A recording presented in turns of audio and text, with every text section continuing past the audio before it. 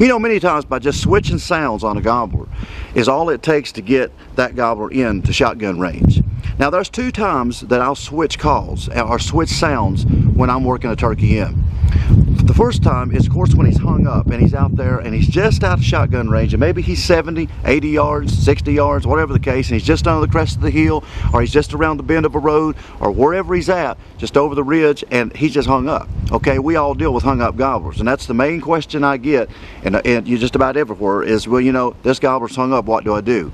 Well, the one thing that I do is a lot of times if he's coming in and he's come pretty close to me from a good ways and he just hangs up, I'll switch calls on him and I'll switch sounds even, and many times that's what breaks him. Now you can switch sounds a few different ways. Of course, if you got multiple calls, if you got like, you know, if you like a slate call and you like a box call and you can run a mouth call, you can sound like multiple turkeys that way. Or if you're above average on a mouth call, you can sound like, you know, 2 different turkeys at least on a mouth call, just on the same mouth call. Now this is my 2.5 by Spring Fever Custom Calls, my signature call. But, you know, just by running this call right down the middle, just by running it right down the center, that's where I get my best airflow and it's where I get my best sound. But if I turn my tongue over to the end of the left of this call, then I can get a different sound. If I turn it over to the right and I call from the right side of it, I can get a different sound. So I can, you know, basically sound like 2 or 3 different hens just by one call. But if you maybe if you're not advanced in a mouth call and you're really not comfortable using one, or maybe you're allergic to one and you can't use one, then my little slide, this new little this hybrid call we came out with, this Matt Dell signature little slide call, and I know they're sold out a lot, but you just got to keep on looking on the website. But this call is great for switching sounds because this call is a really unique sound. It's a hybrid call, you know, and of course if you haven't seen the video when we did the reveal, go back about a month ago and watch the reveal. And but this call is a great little call for hung up gobblers because it's a call that is, you know, kind of got a different pitch and a different sound, and it gets them unhung. So and it's so small that you can use it right in your hand. You know, when you're sitting there on the gun like this and you got the gun, you can set it with one hand and cluck, you know, purr with it. And then you can maybe do a little bit of yelp. I'll tell you what, sometimes that's all it takes to get that gobbler convinced that there's more than one hen up there. And if you can use a mouth call, use a mouth call, use the little slide call, you know, and just sound like multiple turkeys. Many times that gets him unhung, and it convinces him that there's more than one girlfriend up there that's looking for him, and he'll come right on in. But what I like to do is, if I'm in a situation where I can't move, you know, and sometimes you get in that situation, you can't move because they're really close, then I'll switch sounds rather, not calls, but I'll just switch on my diaphragm, and like I said, I'll call from different sides of my mouth so I can get a different frequency, and I've seen that break gobblers and them come on in. All right, so that's something that you might want to try. Let me give you an example.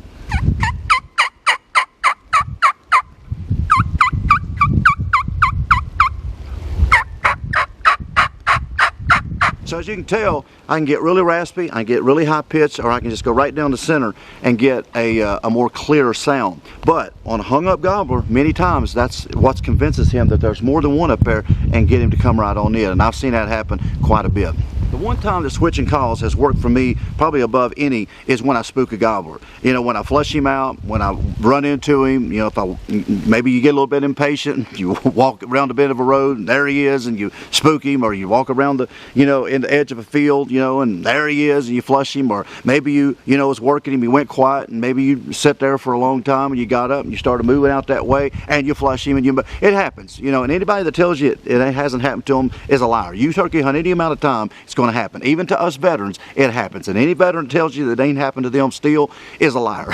It just happens. Now, we don't purposely go spook turkeys, but it's going to happen. But when I do spook a turkey, I don't fall apart. You know, I really don't. I don't fall apart and go, oh my Lord, man, I screwed up. Oh my Lord, what am I going to do? I guess I'm just going to have to leave. He's educated. He ain't going to come in no more. He won't come in the rest of the season. He knows he's getting hunted. You know, he's call shy. All these myths that people tell you that you can't call in a spooked gobbler is a a lie. It's just absolutely not true. Turkeys get spooked by a lot of things. I wouldn't think about this. Every day of a turkey's life, they've got coyotes, they got bobcats, in some states they got fishers, they've got even hawks, you know, that'll come in and dive on turkeys, you know, especially young turkeys. They got owls that'll knock them out of a tree and eat their insides out. I mean, all this has been documented. So every time a turkey opens its mouth, whether it's a hen or a gobbler, they're in danger of exposing where they're at. And so especially on high pressure places or a place where predators are just running wild, a lot of times turkeys don't gobble as much. You know, they kind of go hush mouth.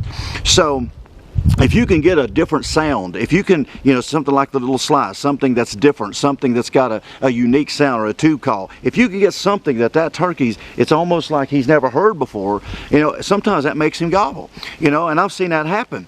But if you can switch sounds on him, even after you spook that gobbler, man, I'm gonna tell you something, I've seen turkeys absolutely light up again. Last year, right here, you know, showed it right here on the channel, right here, the first week of Virginia season, I did a major mistake. I tried to move. You know, I really thought I could. I'd done it many times before on this particular spot, but it caught up with me last year. And these turkeys were gobbling. There was two of them. They come in, they hung up, they went back down, and I let them walk off, you know, to try to get repositioned. And so the one time they gobbled, they was on back down, so I thought I could, you know, make a move. And I'd done it a lot before and got by with it, but it caught up with me last year, and I ran right into that turkey because they were coming back up silent, and I just run right into them, spooked both of them, and both of them flew back down the hill.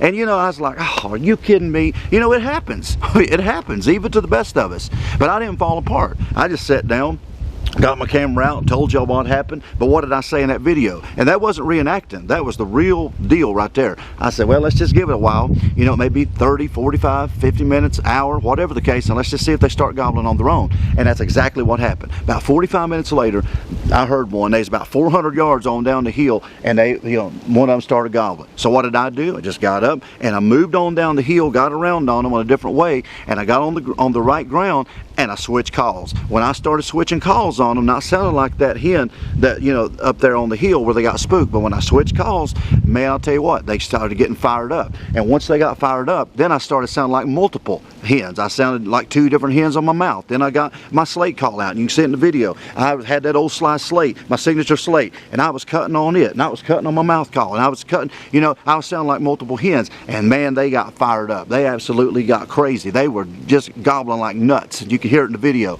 And it took about 45 minutes going quiet though after I was calling, and they come right to me, and I wound up killing one right there after I spooked the same gobblers. So by switching sounds, you can call in gobblers that you spooked an hour or two earlier. You just got to get on the right ground and, you know, sound like a different hen, sound like multiple hens even, and that's really going to pay off for you when you run into one, because it's going to happen to you eventually. So just by switching sounds, you can save your turkey hunt this coming spring. So try that. Get more proficient with your calls, get better with them, and get out there and paint that picture of multiple turkeys out there, and you'd be surprised how many times that gobbler will just come slipping in, and you'll be able to harvest that gobbler and save your hunt.